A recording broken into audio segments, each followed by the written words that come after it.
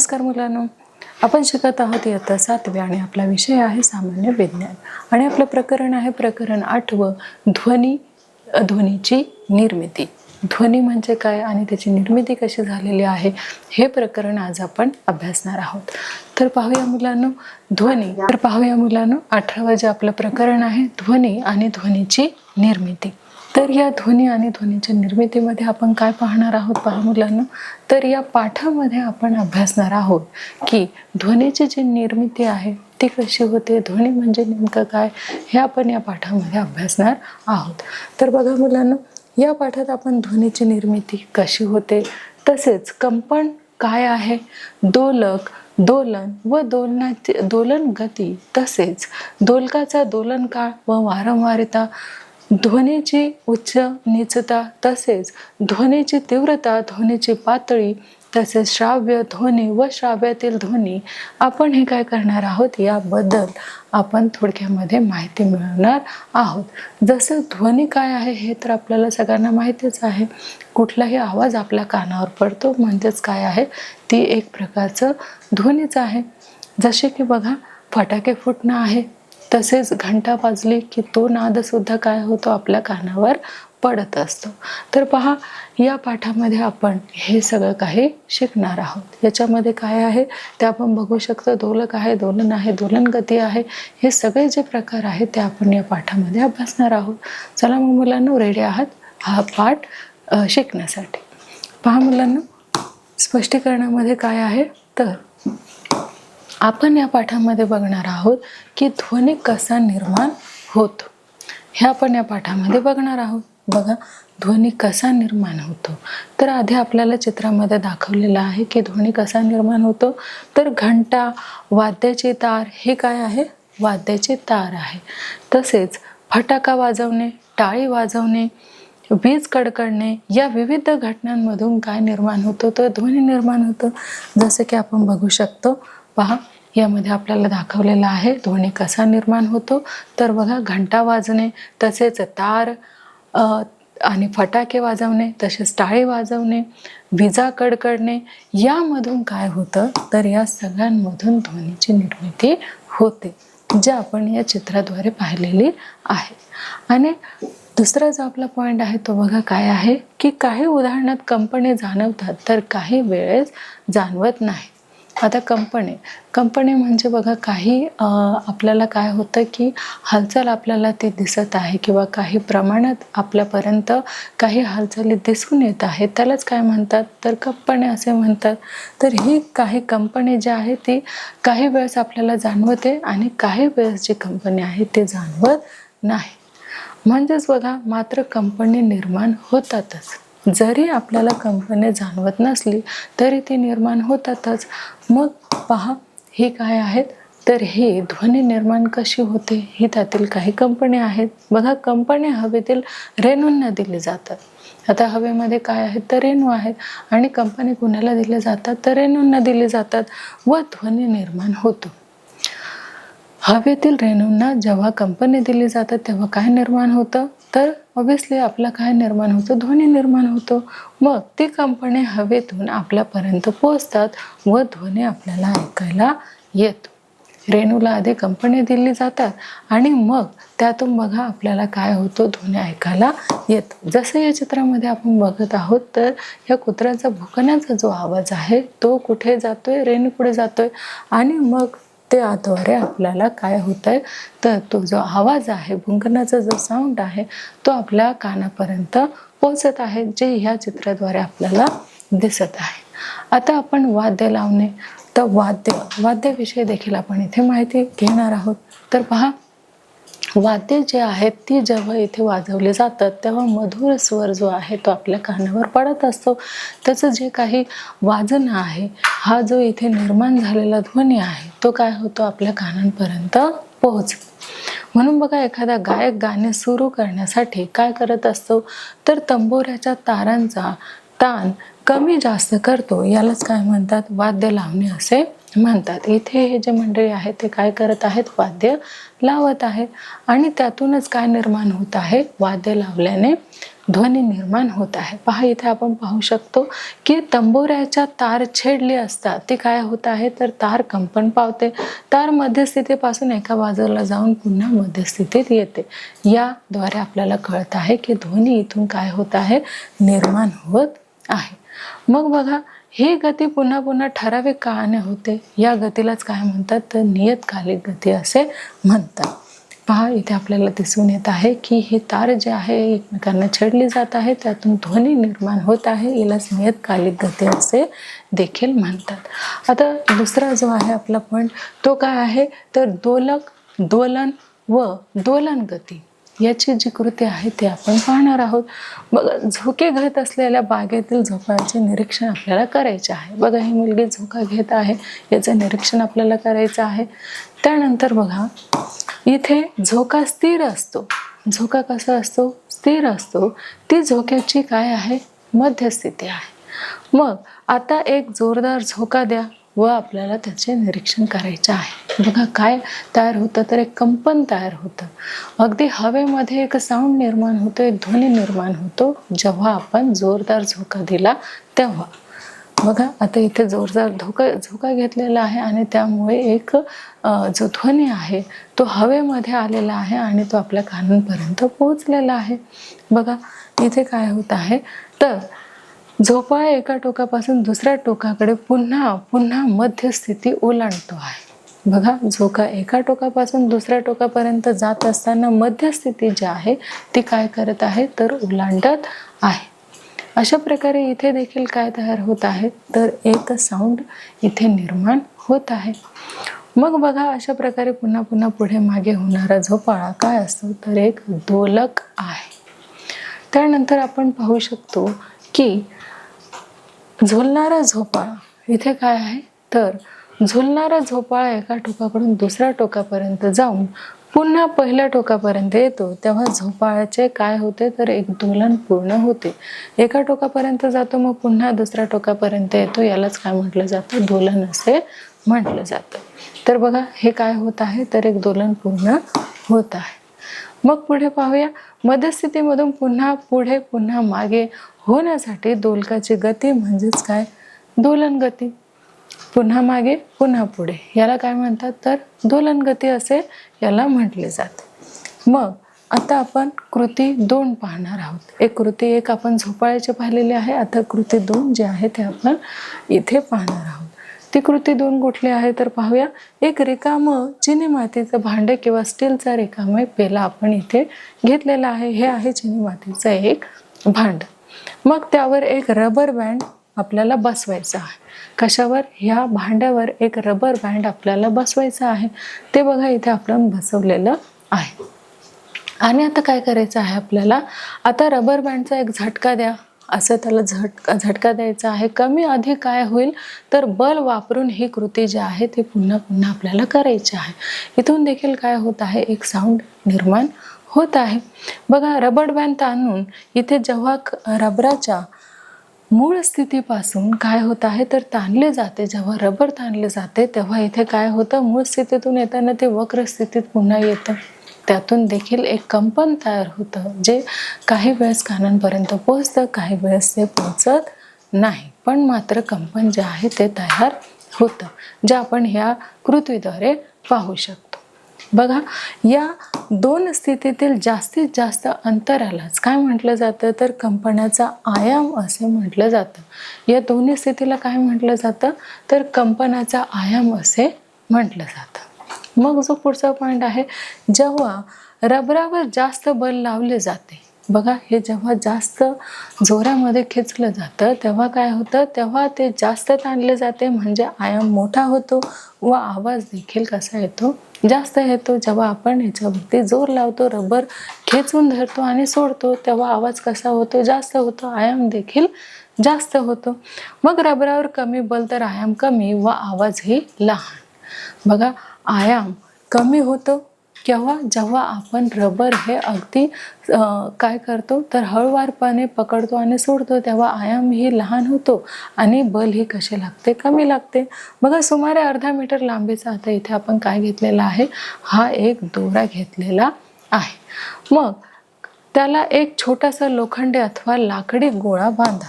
आता इथे आपल्याला काय करायचं आहे की याला एक छोटासा लाकडी किंवा हा जो गोळा आहे लोखंडाचा तो आपण बांधलेला आहे. मग तो आता आपल्याला काय करायचं आहे, तर चित्रात दाखवल्याप्रमाणे एका आधाराला काय करायचं आहे की हवेत अंधाधरी राहील असा टांगून आपल्याला ठेवायचा आहे. हा जो गोळा आहे तो आपल्याला ह्या स्टँडला टांगलेला आहे.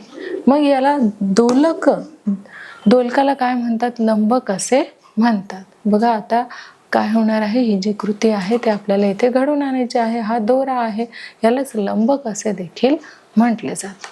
मग बघा लंबकाला दोलन गती द्यायची आहे. दोलन गती म्हणजे आता हा जो एक टोक आहे ते एका टोकापासून दुसऱ्या टोकापर्यंत हा जो दोलक आहे तो जाणार आहे. लंबकाच्या ए या मूळ स्थितीपासून बी किंवा सी पर्यंत व्यापलेल्या महत्तम अंतरास दोलनाचं काय म्हणतात, आयाम असे म्हणतात. ए पर्यंत तो आलेला आहे, पुन्हा बी पर्यंत गेला आणि पुन्हा सी पर्यंत आला, यालाच काय म्हणतात.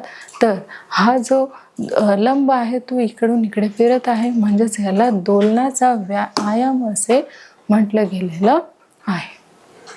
तर पहा याला दोलनाचं काय म्हणतात, तर दोलनाचा आयाम असे म्हणतात. हा आहे ए कडे जातो, पुन्हा बी कडे येतो, पुन्हा सी कडे येत असतो. तर पहा आकृतीमध्ये ए बी किंवा ए सी हा काय आहे, दोलनाचा आयाम आहे आणि तो कसा लंब जात आहे ते आपण बघितलेलं आहे. आता बघूया दोलकाचा दोलनकाळ व वारंवारिता. दोलकाचा दोलनकाळ व वारंवारिता आता आपण पाहणार आहोत. ती बघा कशी आहे, तर दोलकाला एक दोलन पूर्ण करण्यासाठी लागलेला कालावधीला दोलकाचा दोलनकाळ असे म्हणतात. बघा एक पूर्ण जेव्हा इकडून तिकडे तो जातो तेव्हा त्या कालावधीला काय म्हणतात, दोलकाचा दोलनकाळ असे म्हणतात. पुन्हा दुसरा जो पॉइंट आहे आपण तो पाहणार आहोत. बघा अंतर कापण्यास लागणारा वेळ, हे जे अंतर आहे सी पासून पुन्हा बी पर्यंत जायचं, त्या अंतर कापलेल्या काळाला काय म्हणतात, तर त्याला दोलकाचा दोलन काळ म्हणजेच टी असे म्हणतात. जो हा लंब आहे याला काय म्हणतात, दोलकाचा दोलन काळ, जो सी पासून बी पर्यंत काय करत आहे, इकडून तिकडे जात आहे, यालाच काय म्हटलं जातं, तर याला दोलकाची वारंवारिता असे देखील म्हटले जातं. तर आता आपण पाहणार आहोत वारंवारिता. वारंवारितेचे सूत्र आपण इथे घेणार आहोत. वारंवारिता कंसामध्ये n बरोबर 1 दोलकाचा दोलनकाळ टी बरोबर काय आलेलं आहे, तर 1/t हे आहे दोलन काळाचं जे सूत्र आहे ते आपण इथे बघितलेलं आहे. मग पुढचं जे आहे ते आपण पाहणार आहोत. बघा तर आपण पाहू शकतो की एका सेकंदात किती दोलने झाली याची वारंवारिता ही एकक आहे. एका सेकंदामध्ये किती दोलने झाली हे आपल्याला काउंट करायचे आहे. हे काय आहे, तर वारंवारिता ही गणली जाते. मग बघा वारंवारिता ही हर्ट्झमध्ये आपण बोलू शकतो. हर्ट्झचं सूत्र बघा काय आहे, HZ म्हणजेच काय, हर्ट्झमध्ये ही काय होते, तर व्यक्त होत असते. मग पुढे आपण पाहणार आहोत की हे काय होते, हर्ट्झमध्ये होत आहे, याचं काय होतं, तर याचं मोजमाप जे आहे ते केलं जातं. मग बघा एका सेकंदात किती दोलने झाली याचे वारंवारिता हे काय आहे, तर हे एकक आहे. वारंवारिता ही कशामध्ये मोजतात, तर हर्ट्झमध्ये ती व्यक्त करतात. जो आपला पुढचा पॉइंट आहे मुलांना तो असा आहे की दोलनकाळ व वारंवारिता यांच्यामधील परस्पर जो संबंध आहे तो आता आपल्याला इथे समजून घ्यायचा आहे. मग तो कसा आहे बघा, दोलनकाळ व वारंवारिता यांच्यामधील जो संबंध आहे तो एका कृतीद्वारे आपण इथे बघणार आहोत. इथे बघा पक्का दोरा आपण इथे घेतलेला आहे. हा काय आहे, तर एक पक्का दोरा आहे. आणि बघा पुरेशा लांबीचा पक्का दोरा आपण घेतलेला आहे. नंतर लाकडी किंवा धातूचा लहान गोळा बांधून दोलक तयार करायचा आहे. इथे आपण काय केलेलं आहे, एक दोलक तयार केलेला आहे. इथे पहा पुरेशा लांबीचा पक्का दोरा घेऊन आपण एक दोलक जो आहे तो इथे केलेला आहे आणि तो आपण एका स्टँडला बांधलेला आहे. मग दोलकाच्या दोऱ्याची लांबी सेंटीमीटरमध्ये आपण मोजूयात आणि अंधाधरी टांगलेला दोलकास आपण काय करणार आहोत, झोका द्यायचा आहे. आता बघा हा 10 सेंटीमीटर दिसतोय आणि त्याला आपण काय देत आहोत, तर झोका देत आहोत. मग बघा 20 दोलने पूर्ण करण्यास किती वेळ लागला, ते आपल्याला मोजायचं आहे. 20 दोलकाची लांबी 10 सेंटीमीटर, तसेच 10 सेमीने कमी करून 20 दोलनांसाठी लागणारा कालावधी आपल्याला मोजायचा आहे. बघा 10 सेमीने कमी म्हणजेच याची जी गती आहे ती आपण इथे मोजत आहोत. पहा, दोलकाची जी लांबी आहे ती 10 सेमीने कमी करून पुन्हा काय करत आहोत आपण, प्रत्येक वेळी नोंदी लिहा व वारंवारिता जी आहे ती या सूत्रामध्ये आपल्याला लिहायची आहे. कंसात n बरोबर 1/t ने आपल्याला काय करायचं आहे तर गुणोत्तर काढायचं आहे. म्हणून आपण इथे काय केलेलं आहे, वारंवारिता कंसात n बरोबर 1/t हे आपण घेतलेलं आहे. आता जी कृती 2 आहे, कृती 2 आहे ती देखील आपण बघणार आहोत. तर आता दोलकाची जी लांबी आहे ती वाढलेली आहे. किती झालेली आहे, 30 सेंटीमीटर. कायम ठेवून एका दोलनासाठी आपल्याला आयाम कमी अधिक 20 दोलनांसाठी लागणारा कालावधी आपल्याला मोजायचा आहे.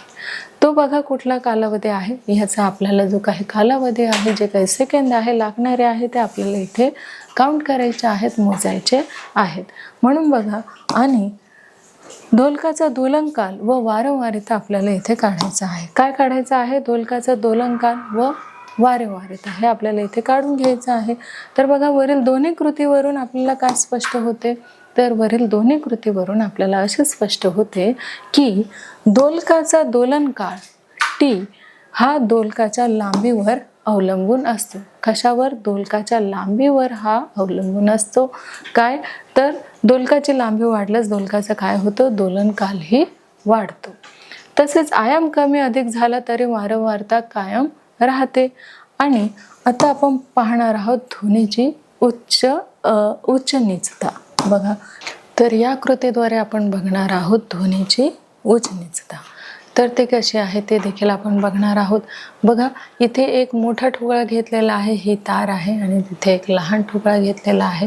तर आपण इथे बघू शकतो की चित्रात दाखवल्याप्रमाणे एक फळी आपण इथे घेतलेली आहे. त्यावर दोन्ही टोकाकडून काय केलेलं आहे, तर काही सेमी सोडून खिळे आपण इथे ठोकून घेतलेले आहे. बघा, या फळीला आपण 2 खिळे जे आहेत ते इथे ठोकून घेतलेले आहे. हा एक खिळा ठोकलेला आहे, तो एक खिळा ठोकलेला आहे. आता याला आपल्याला काय बांधायचे आहे, तर एक दोरी आपल्याला बांधून घ्यायची आहे. बघा, ही एक तार जी आहे ते आपण बांधून घेतलेली आहे. आणि त्यानंतर आपल्याला ह्या दोन्ही खिळ्यांना एक ठोकळा मोठा घ्यायचा आहे आणि एक ठोकळा जो आहे तो कमी लांबीचा आपण इथे ठेवलेला आहे. आणि बघा, आता तो तार जो आहे आपण काय करत आहे, तर तो तार आपण ओढत आहे. मग तारेचा ताण वाढला तर वारंवारिता वाढते, व तारेचा जो ताण आहे तो कमी केला तर तारेची वारंवारता ही कमी होते. मग बघा, मग आपण पुढे पाहू शकतो की ताण वाढलेला असताना येणारा ध्वनी हा कसा असतो, उच्च असतो. बघा, जेव्हा ताण वाढला तेव्हा ध्वनी देखील कसा होतो, उच्च येतो. जेव्हा ताण कमी झाला तेव्हा देखील ध्वनीची जी तीव्रता आहे ती आपल्यापर्यंत कमी वेगात पोहोचते. ताण वाढला असताना येणारा ध्वनी हा कसा असतो, उच्च असतो. तर ताण कमी असताना तो निजतम असतो. या ध्वनीची उच्च निजता असे म्हणतात. या 2 ठोक्याद्वारे आपण ते सिद्ध केलेलं आहे. बघा, या ठिकाणी ध्वनीची जी उच्च निजता जी आहे ती काय आहे, तर ध्वनीची उच्च निजता आपल्याला कळून येते या आकृतीद्वारे. तर दुसरं जे आहे ते आहे ध्वनीची तीव्रता, ध्वनीची पातळी. हे देखील आपण या पाठामध्ये समजून घेणार आहोत. आता मुलांना आपण पाहू शकतो इथे की ध्वनीची लहान मोठेपणा सांगण्यासाठी ध्वनीची तीव्रता व ध्वनीची पातळी या 2 संज्ञा वापरतात. ध्वनीची जी लहान मोठेपणा आहे तो सांगण्यासाठी आपल्याला काय करायचं आहे, तर ध्वनीची पातळी व संज्ञा काय करतो आपण इथे, ध्वनीची तीव्रता आता इथे आपण बघणार आहोत. तर ध्वनीची तीव्रता काय आहे, ध्वनीचा लहान मोठेपणा सांगण्यासाठी ध्वनीची तीव्रता व ध्वनीची पातळी या 2 संज्ञा आपण वापरले जाते. बघा, ध्वनीची तीव्रता आणि ध्वनीची पातळी लहान मोठेपणा ठरवण्यासाठी या दोन्ही वापरल्या जातात. इथे आपण पाहू शकतो की ध्वनीची तीव्रता ही ध्वनीच्या कंपनाच्या आयामाच्या वर्गाच्या प्रमाणात असते. उदाहरणार्थ काय दिलेलं आहे पहा, आयाम दुप्पट केला तर ध्वनीची तीव्रता ही कशी होते, ही चौपट होते. बघा, जर हा जो आयाम आहे, जसं की इथे आपण चित्रामध्ये पाहू शकतो, इथे आपल्याला रेणूद्वारे जेव्हा काय केलं जातं, साऊंड पोहोचवला जातो, तेव्हा तो आपल्या कानांपर्यंत येतो.